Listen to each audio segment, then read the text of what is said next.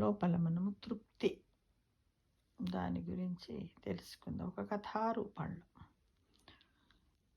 ఒక సాధువు ఊర్లు తిరుగుతూ ఒక గొప్ప రాజ్యానికి రాజధానిగా ఉన్న ప్రదేశానికి చేరుకున్నాడు.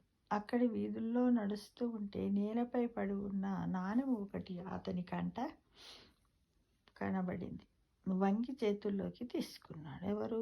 సాధువు. కానీ ఆ నాణెం వలన అతడికేం ఉపయోగం లేదు. ఉపయోగం లేకపోవడం కాదు, అవసరము లేదు. తన దగ్గర ఉన్నవేవో ఉన్నాయి, అవి చాలు. ఆ నాణెం వల్ల కొత్తగా వచ్చే దినుసుల గురించి అతడు ఆలోచించడం లేదు, దానివల్ల లాభం గురించి. అందువల్ల ఆ నాణ్యాన్ని ఎవరికైనా ఇవ్వాలనుకున్నాడు. దాని అవసరం ఉన్న వాళ్ళ కోసము రోజంతా వెతికాడు. ఎవ్వరూ కనిపించలేదు. చివికిన బట్టలతో కొందరు ఎదురైన వాళ్ళు సంతోషంగానే ఉన్నారు తప్ప ఎవరిని చెయ్యి చాచడం లేదు. సాధువుకు సంతోషం వేసింది.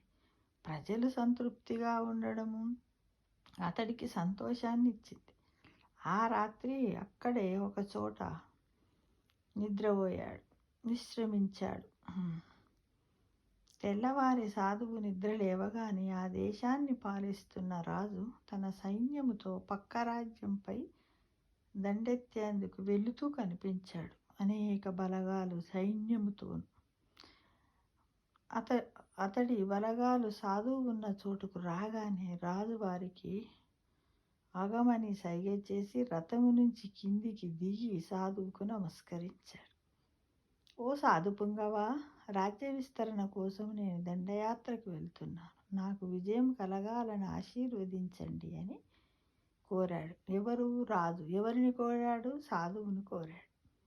సాధువు తనకు దొరికిన నాణాన్ని రాజు చేతిలో పెట్టాడు. రాజు ఆశ్చర్యపోయాడు. ఏమిటి దీని అర్థము అన్నట్లు సాధువు వైపు చూశాడు. సాధువు చిన్నగా నవ్వి, ఓ మహారాజా, ఈ నాణెము మీ రాజ్యములోనే నాకు దొరికింది. దీని అవసరము నాకు లేకపోవడంతో అవసరం ఉన్న వాళ్ళకి ఇవ్వాలని నిన్నటి రోజంతా వెతికా, రాత్రంతా వెతికా, ఎవరు కనపడలేదు. అలాంటి వాళ్ళు ఒక్కరు కనిపించలేదు. అంతా సంతృప్తిగా కనిపించారు అని సాధువు రాజుతో చెప్పాడు.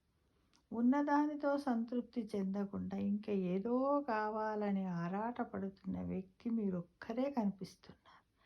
అందుకే ఈ నాణ్యం మీకు ఇచ్చాను అని చెప్పాడు. రాజు అంతరార్థం గ్రహించాడు. దండయాత్ర ఆలోచనను విరమించుకుని